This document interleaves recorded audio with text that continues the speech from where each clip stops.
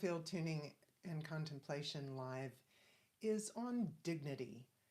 I feel like everybody who finds their way to my videos thus far, and in general, my community, we have a sense of what dignity and treating people and others, just treating anything with a sort of sense of dignity, what it might mean.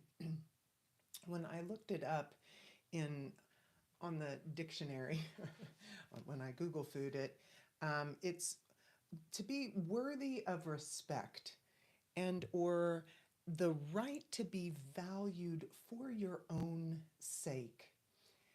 And the nuances and depths and ways that we can cultivate and behave in a way that cultivates a sense of dignity, like that's a bottomless, like that can go on forever.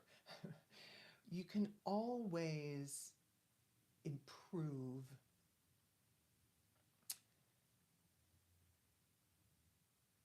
You can always make progress.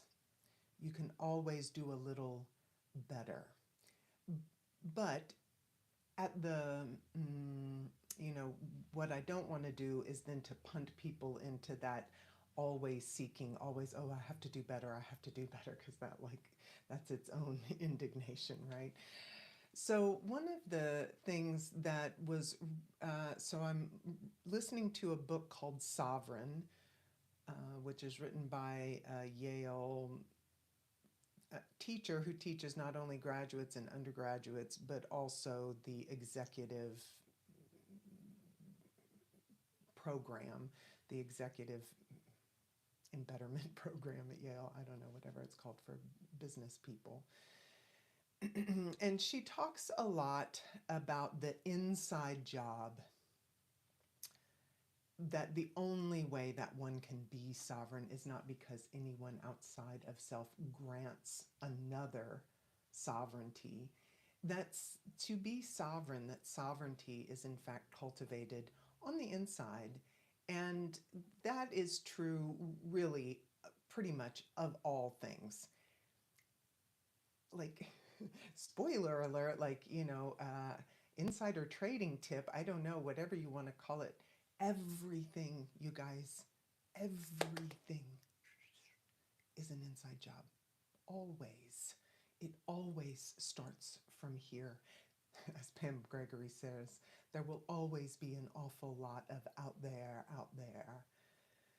But when we cultivate our relationship with ourselves, start to really come into knowing of ourselves, our current state, that is where everything begins. The inception point is really right here inside.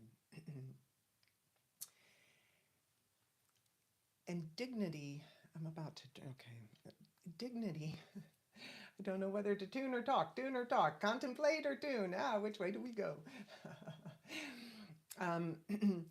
Dignity always starts from within. The right to be valued for your own sake. You hand that to yourself first, always. And then the degree to which that is achievable and cultivated within self, that is then reflected externally back at you. But the start point is always on the inside. Let's breathe for just a second and drop in as a group. Wow, okay, yeah. That was really cool. Right on. Welcome. Hey there, everybody. Vroom.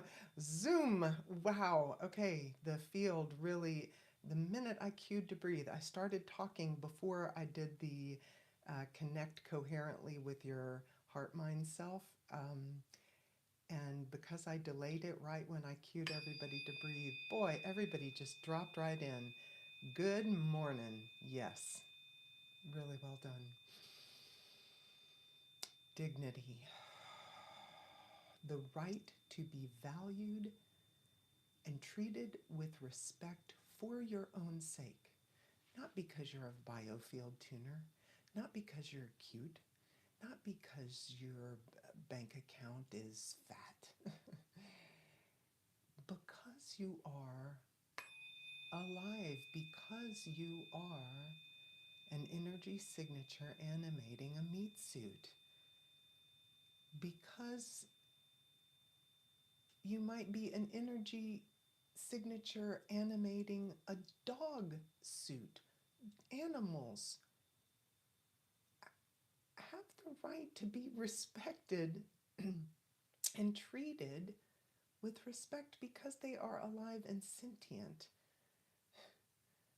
I think it was a Gabor Mate book, The Myth of Normal, in which he said, we often don't think of toddlers as having dignity, but we all know what an indignant toddler looks like. And it's like, yeah, we do. You know, isn't that funny? In our Western historical languaging, we often think of dignity for royalty or those in leadership or those at the head of the podium, so to speak, at the front of the room, business leaders, religious leaders, this sort of thing.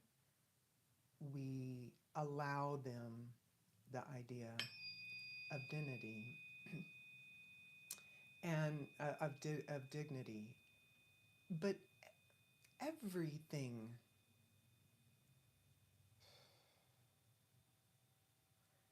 is intrinsically worth respecting.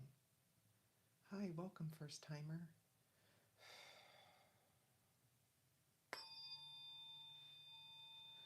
Yeah. And here's the thing. If you think of dignity like a bank account, like a reservoir, let's not equate it to money because that can bring up feels. Yeah, think of it like a reservoir of water, right? You can't you can't offer someone dignity. You can't treat someone or something with beautiful dignity just as a default right at the onset if you are void of dignity inside yourself. You can't, you can't give to somebody what you haven't got. And the fabric of our topical culture right now does not cultivate a dignified approach to most things. People come at things, the sort of general vector is with defensiveness or suspicion or antagony or reticence. You know, it's not sort of, I feel dignified, I feel filled with respect, I know how I'm doing, I've seen to myself in such a way that I can show up neutrally and open and stabilized, and I will listen to another in that same vein. That feels like a pretty uncommon occurrence now. And it doesn't have to be, right? Because we can start by cultivating more dignity, by respecting ourselves more, respecting our needs, respecting our feelings, even the unpleasant ones.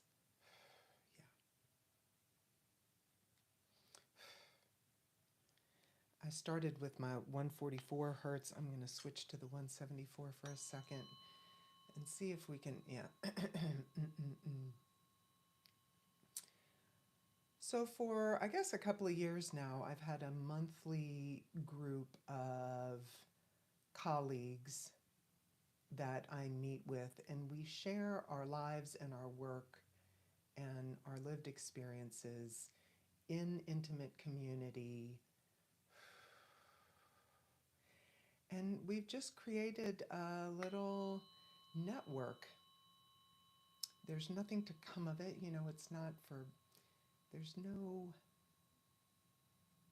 impetus other than beautiful and generative connectivity. And in the January group, one of the people said that they were going to try to be more, I think, conscientious or more intentional with the way they handled their things, that they considered themselves to be clumsy and that they would often move quickly and sort of throw things about, and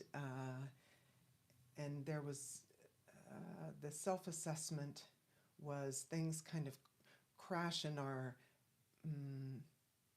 I got the sense maybe volatile and or messy and or disrespectful, right?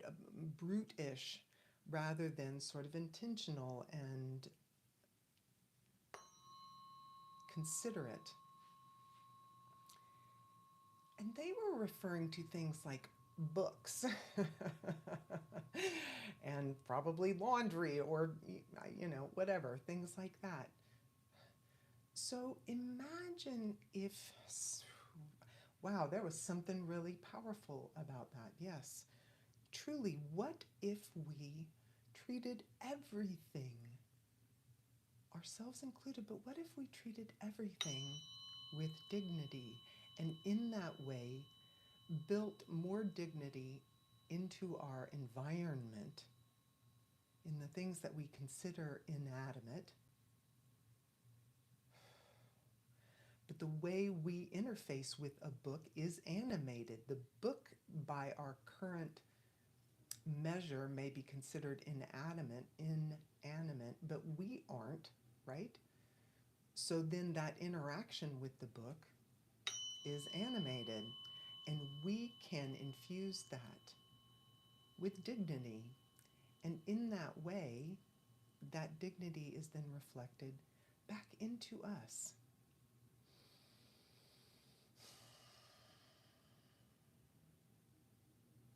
Yeah, I just came back. Somebody just thought of the indignant toddler. Okay, I am totally going to tell on myself. So I have fallen prey on social media reels to those animal videos. They're funny. I'm sorry. They're just funny. Okay, I'm not alone. I can feel everybody chuckling. Okay, it's a thing. Anyway, so when like when they entered I've seen these videos of when they introduce a new puppy or a new kitten to like the house dog, what, and I mean those dogs being indignant about, why did y'all bring this little fur ball of I don't even know what into my house, okay? It's funny. Meanwhile, I now I feel a little bit bad for laughing at the dog's indignation, because at the end of the day, that's not groovy. Being Feeling disrespected is never groovy, even if you're an animal. But ultimately, the owners are inviting in a new family member, so it is not with intentional disrespect. But the indignation on the animal's face registers, like we identify with that. And that's, that's another species than us.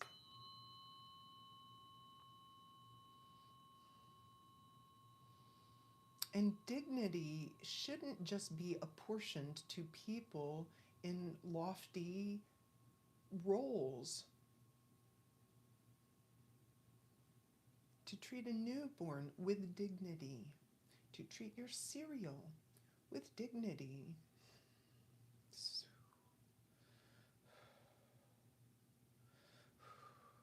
treat a conversation, what if you're in conversation, in a contentious conversation?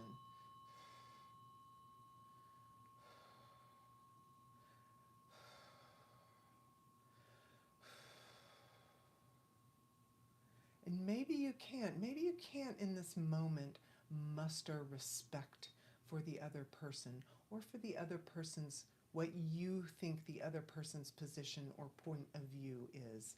Okay, I get it. Some days we can get there, some days not so much. Okay, fine, fine. What if you treated the conversation with dignity? This conversation, this exchange of words and ideas in the presence of two people, whether it's in person, on the phone, on Zoom, whatever, this exchange is in and of itself, for its own sake, worthy of value and respect.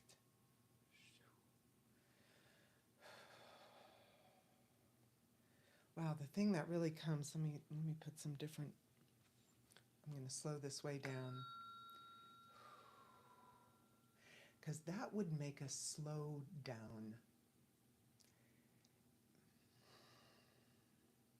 If we treated a conversation with respect, if we treated a book with respect, if we treated the bag of rice that we're going to cook for dinner and placed it on the counter with more respect,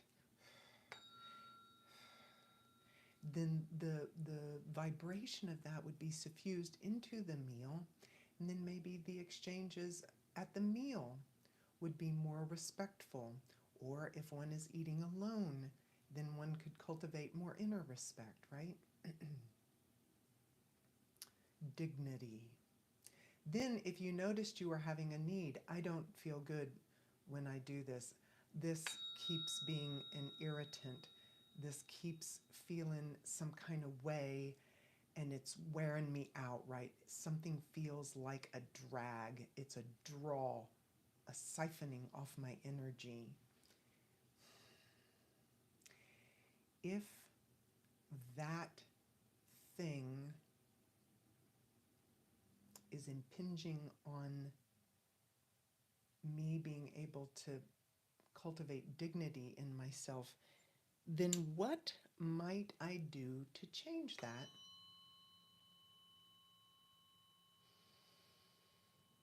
And then whatever change I implemented would also be infused with dignity. Absolutely. Thanks, KK. Yeah, thanks. Yeah. Thanks for hearing that. Describing the energy of this is extremely delicate because topically, things can look the same, but the energy infusing something, you can't fake it. Ultimately, you can never mask it. You can't get away with faking energy, with lying about intention.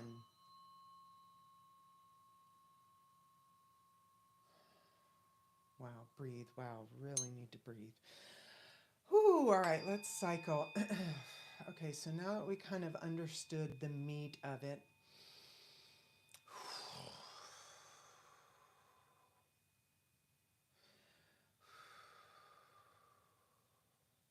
let's kind of breathe, because dignity does not equal austerity. Dignity does not equal rigidity. Isn't that a thing? Wow, that just came up. Yeah. Isn't that funny? Right, a dignified monarch, right, we think is very upright and whatever, but like you can treat, yes, hiking came to mind, Like you can move branches and you can do trail maintenance with dignity, right? You don't have to have a pretty outfit on to be dignified, and you don't have to be upright. Like, right, yeah, straight up. You could act dignified at a dance rave, partying your ass off. You just can. You just totally can. Totally sweaty. Yep. Loud music, loud environment. You can still treat yourself and everybody around you with dignity, with actions and intentions infused with dignity. Yep, that's a thing.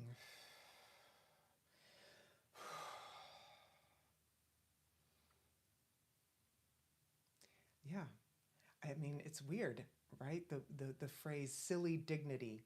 Can you be silly and act with dignity? Yeah, I don't think we think of those together. Maybe I just made the new Reese's peanut butter cup. I just put chocolate and peanut butter together, right? Silly dignity. Is that a thing?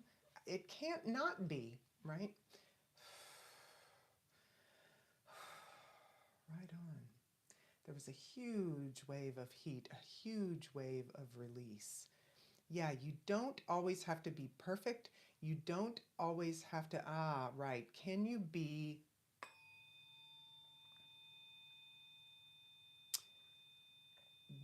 yes, okay, wow. The question was, can you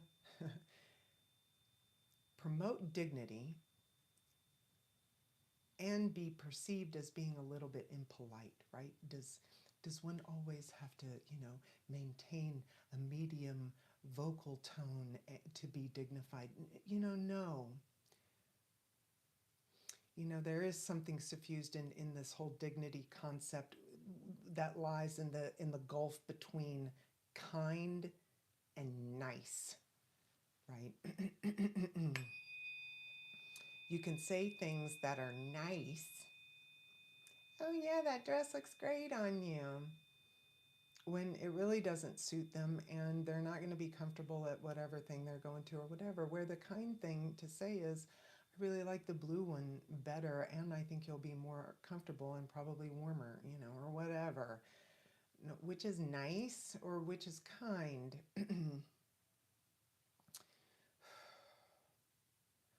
So dignity doesn't always mean, yeah, I think things can be deeply respectful and deeply unpopular. Yeah,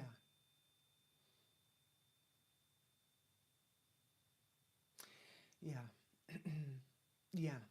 Things can be deeply dignified and not popular, but what they can't be, to be dignified, to to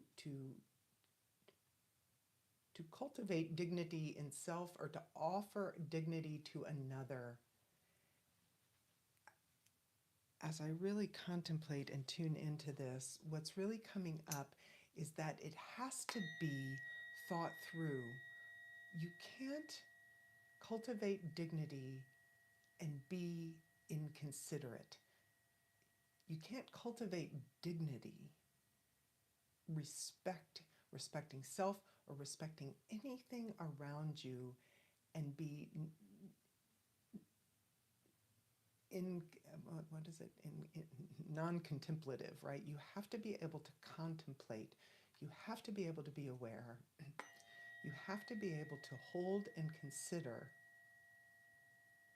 and then only from there it's an offering. Dignity to self, inwardly or outwardly, dignity is an offering that has to come from the contemplative space, the considered place of stillness. It's hard to offer dignity off the cuff. Grace can happen very quickly and almost without thought. But dignity, there's always a couple of beats before the deliverance of something dignified. Wow, that is just coming through. Yeah. I don't know if that's true. That is what is emerging in this contemplation.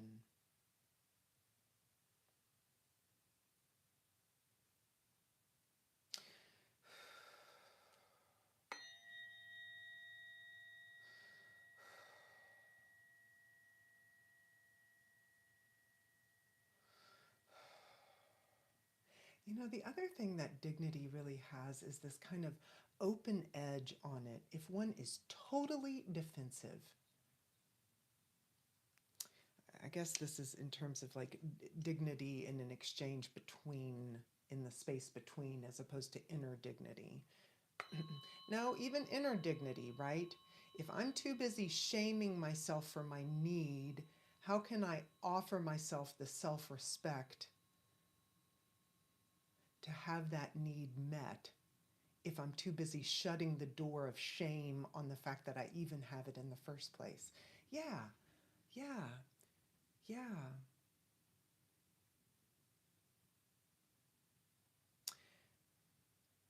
One of the notes that I had taken from some book or something that I was listening to was to be unafraid is to be equal. And dignity, is kind of maybe right next door to that. That's its like next door neighbor. Because to act from a dignified place and to offer dignified presence to anything outside of yourself, there is the soft edge of at least partial, if not total, equanimity about it. You have to, like, even if you're in a conversation with somebody whose perspective you're pretty sure you don't support, can you stand in your own respecting of your own perspective and offer the soft leading edge that their perspective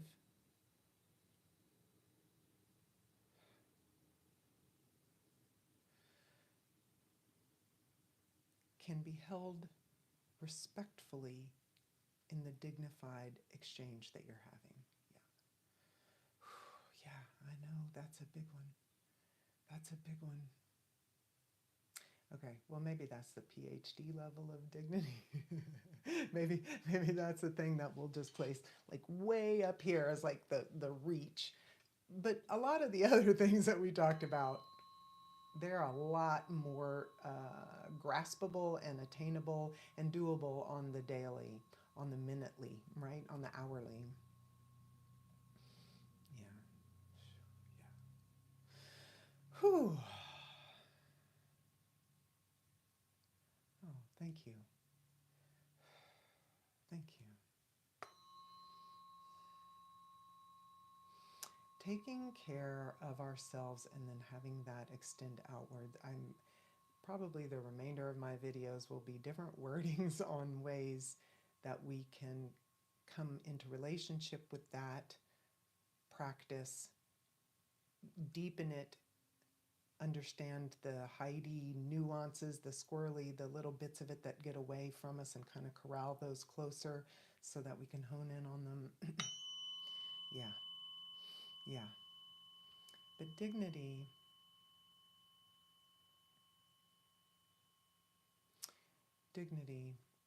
and never forget the indignant toddler, because we aren't accustomed to thinking of that word, but we know when something feels indignant, whether it's a human or an animal. Shoot, we could probably tell when our houseplants feel indignant. And we haven't been there, right? They are living things. It all matters. It all counts, y'all. Oh my gosh, so precious. Okay. All right, I'm gonna wrap up. This has been 30 minutes of contemplation and tuning on dignity, what it means, where to find it in ourselves, the qualities of dignity. Yeah.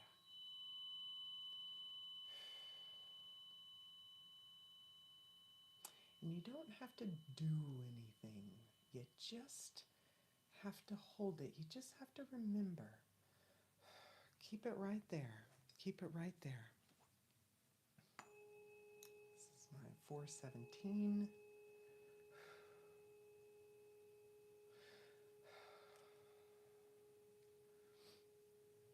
We'll put like a little soft edge.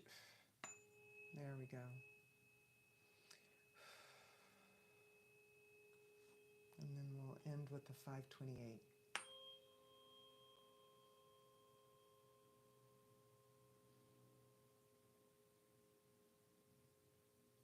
I had incredibly vivid dreams last night, and I was so sure I would remember them. And then when I woke up to put them in my dream journal, I didn't remember any of them, or any part of them really, except for in one portion of it. I guess I was tuning something. I was making a video or something, and somebody from the crowd said, "Are you making the harmonic between the 417 and the 528?" And I said, "Yes, I am."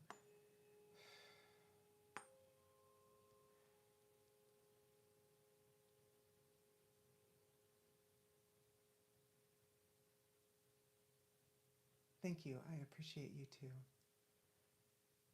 Shine on. Cultivate dignity. I'm right here. Share, like, subscribe these videos. RebeccaCarner.com if you want a tuning. You can be anywhere in the world, and we can connect and tune, and you will feel it just like this, except it will be just for you. Private sessions are incredibly, incredibly powerful and precious.